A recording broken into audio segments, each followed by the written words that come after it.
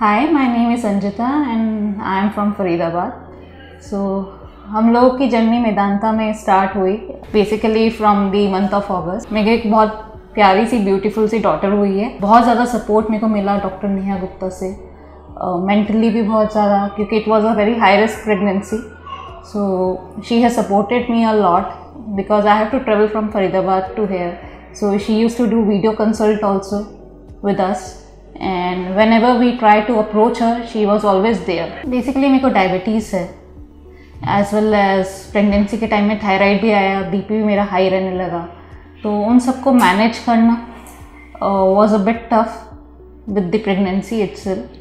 तो वो उन्होंने बहुत अच्छे से मेरे को हेल्प किया उसमें कि हम किस तरीके से डाइट के थ्रू भी मैनेज कर सकते हैं। जितनी भी मेरी डोज होती थी मेडिसिन की वो सेट करना, किस टाइम पे कैसे हमें मेडिसिन लेनी है। There was some umbilical artery restrictions also after 34 weeks of pregnancy.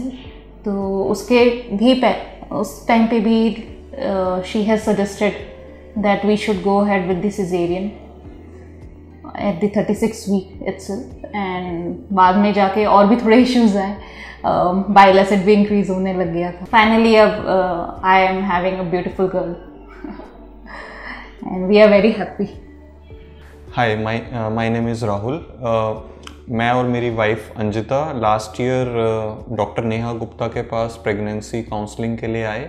After pregnancy counselling मेरी वाइफ ने कंसीव किया एंड उसके बाद हमने रेगुलरली डॉक्टर नेहा गुप्ता को दिखाया, कंसल्ट किया। डॉक्टर नेहा गुप्ता ने प्रोएक्टिव अप्रोच फॉलो करी और राइट टाइम पे राइट गाइडेंस दिया एंड उन्होंने टाइम टू टाइम टेस्ट लिखे, प्रेगनेंसी अल्ट्रासाउंड टेस्ट लिखे जिसको हमने टाइमली कराया और फिर हम फॉलोअप्स किया। डॉक्टर नेहा ने राइट गाइडेंस दिया, not only from the medicine perspective but from the diet perspective also, कि क्या चीज़ें हम खानी हैं, कैसी डाइट लेनी है, क्या चीज़ें अवॉइड करनी हैं खाने में। मेरी वाइफ को कुछ कॉम्प्लिकेशंस थे before pregnancy, like she had high BP and diabetes. तो उसका भी राइट गाइडेंस उन्होंने दिया एंड हमने मेदांता में इवन एंडोक्रिनोलॉजिस्ट को भी कंसल्ट किया and we are very happy and we are now blessed with a baby and daughter. Anjita की जो प्रेगनेंसी रही वो एक डिफ़िकल्ट प्रेगनेंसी थी, क्योंकि अंजिता की मेडिकल हिस्ट्री काफ़ी कॉम्प्लिकेटेड थी।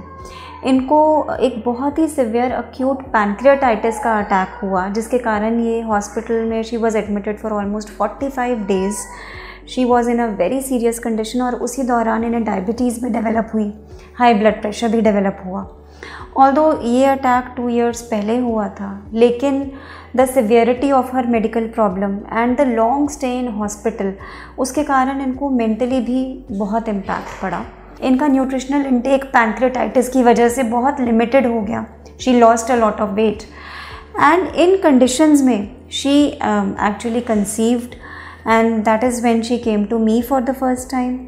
So ये एक हाई रिस्क प्रेगनेंसी थी। जब भी कोई मरीज़ मेडिकल प्रॉब्लम्स के साथ प्रेग्नेंट होता है तो वो प्रेगनेंसी थोड़ी हाई रिस्क रहती है।